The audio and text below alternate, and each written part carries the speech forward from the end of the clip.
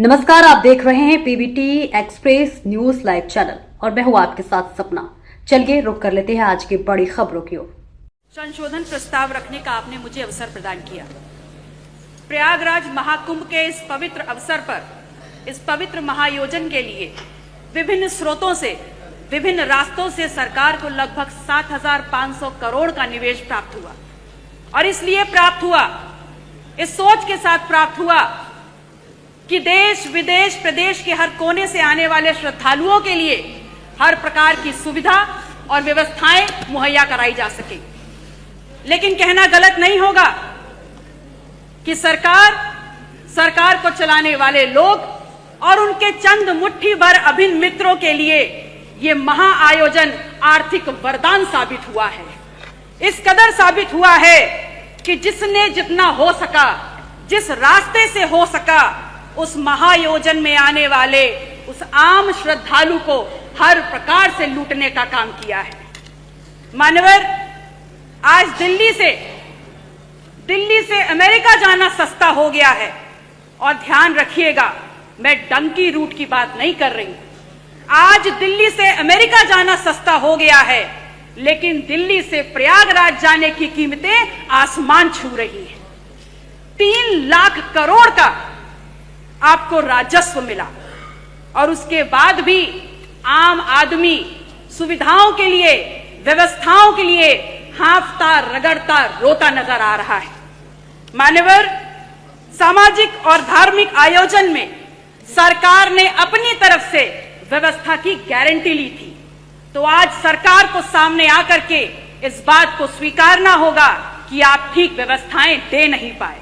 उस महाकुंभ में आई हुई संख्या को अपनी उपलब्धि ना बताएं, क्योंकि उस महाकुंभ में आई हुई जो संख्या है वो भारतीय समाज के धार्मिक चेतना का परिणाम है, वो आपकी उपलब्धि नहीं है। उसका श्रेय लेना बंद करिए, बल्कि प्रमुखता से सामने आकर के जो खामियां हुई हैं, जो अव्यवस्था हुई है, उसको स्वीकारिए और सबक लीजिए कि आगे ऐसा दोहराया ना जाए। मानवर, समता समरसता के तथाकथित संदेश के साथ इस महाकुंभ का आयोजन सरकार ने किया। और सरकार इतनी निरंकुश हो गई, सरकार का प्रशासनिक अमला इतना निरंकुश हो गया कि आपने तमाम नियमों को धता बताते हुए वीआईपी कल्चर खेलना शुरू कर दिया। और इस कदर उसको आगे बढ़ा दिया कि वहां पर वर्गीय विभेद के कारण अव्यवस्था और वहां पर भगदड़ की भेंट चढ़ गया। आम जन की आस्था, आम जन की भावनाएं के साथ जो खिलवाड़ हुआ है वो महज निंदनीय मात्र नहीं है, बल्कि एक पाप है। और वो पाप इस कदर है कि किसी भी प्रकार से स्वयं मां गंगा भी उसको नहीं धो पाएंगी। कितनी देर में आएगा? आप कह रहे हैं कि विपक्ष धार्मिक आयोजन महाकुंभ पर राजनीति करता है, तो एक छोटा सा सवाल आपसे पूछ रही हूं कि ये बताइए, 22 जनवरी 2025 को जब संपूर्ण मंत्रिमंडल परिषद की वहां बैठक आपने आयोजन की थी, तो क्या आप मंत्रिमंडल के लोगों को ले जा करके वहां भजन कीर्तन करा रहे थे? वो भी तो एक राजनीतिक बैठक थी ना। तो फिर राजनीति विपक्ष कैसे कर रहा है? असल में राजनीति कंप्लीट 100% शुद्ध राजनीति तो आप कर रहे हैं, और उसमें भी इस कदर राजनीति कि आपने वहां पर भी, उस पवित्र स्थल पर भी पिछड़ों को पीछे ही छोड़ दिया।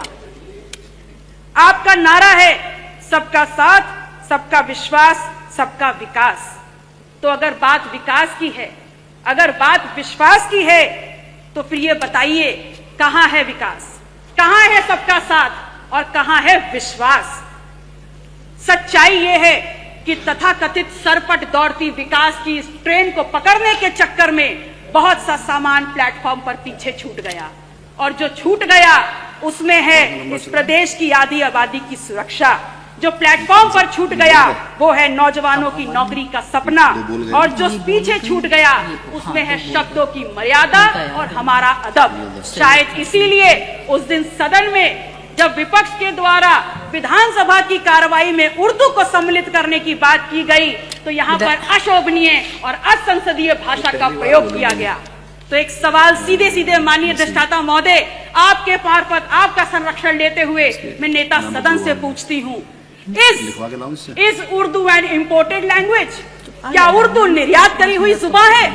और या फिर क्या ऐसा है कि जब मुगल घोड़े से भारत में आए तो अपने पीछे उर्दू को बैठा करके लाए? विधायक जी, ऐसा तो 5 नहीं है मिनट ना? 5 मिनट हो गया। धन्यवाद। माननीय अध्यक्ष जी, एक मिनट और। माननीय अध्यक्ष जी, मैं सिर्फ इतना कहना चाहती हूँ कि महामहिम राज्यपाल ने हालांकि थोड़ा ही भाषण पढ़ा, पर मैंने देखा हर छोर पर भारत प्रथम स्तर पर है। बड़ी प्रसन्नता हुई और अगले ही पल ये भी समझ में आ गया कि माननीय राज्यपाल महोदय की क्या गलती है। वो तो बहुत दूर से आई हैं। असल में उनको जो झूठा सच्चा लिख के दे दिया गया, उन्होंने पढ़ने का काम किया। अगर सच्चाई समझना चाहते हैं तो समझ लीजिए कि NCW के 2024 के आंकड़ों में उत्तर प्रदेश यदि फर्स्ट है तो महिला के ऊपर और अपराधों में फर्स्ट है। अगर फर्स्ट है तो बाल यौन शोषण के मामलों में फर्स्ट है। कल प्रदेश के मुखिया जब सदन में बात कर रहे थे तो कुंभ में हुई दुर्घटना पर षड्यंत्र की उन्होंने एक तरफ इशारा किया। उन्होंने बताया कि खिलाफ साजिश हो रही है उनकी सरकार के और उनके खिलाफ। तो ये सवाल सिर्फ उनका नहीं है, पूरे विधायक जी धन्यवाद। मैम 30 सेकेंड खत्म हो रहा है। लास्ट माथे पर कलंक लगा है। यह सिर्फ सरकार को बदनाम करने का शिकंजा नहीं है, अपितु ये समूचे उत्तर प्रदेश, पूरे सदन, चाहे पक्ष के लोग हो चाहे विपक्ष के लोग हो, ये पूरे उत्तर प्रदेश की गरिमा पर प्रहार है। कुंभ ना सरकार का आयोजन है ना भारतीय जनता पार्टी का आयोजन। ये कुंभ भारत की सांस्कृतिक विरासत है, भारतीय समाज के विभिन्न आध्यात्मिक विचारों का आयोजन है और उत्तर प्रदेश सदैव इस आयोजन की आने वाले श्रद्धालुओं की मेजबानी करता रहा है। और अंत में मैं सरकार से मांग करती हूँ कि जो लोग भी षड्यंत्र में शामिल हैं उनके नाम सामने लाए जाएं, उनको कठोरतम सजा दी जाए। माननीय अधिष्ठाता महोदय, समय की बाध्यता है, मैं आपसे निवेदन करूंगी कि अपने क्षेत्र सिराथू से संबंधित जितने भी प्रस्ताव हैं मैं टेबल कर रही हूँ, कृपया उनको मेरे वक्तव्य के साथ जोड़ने का कष्ट करें।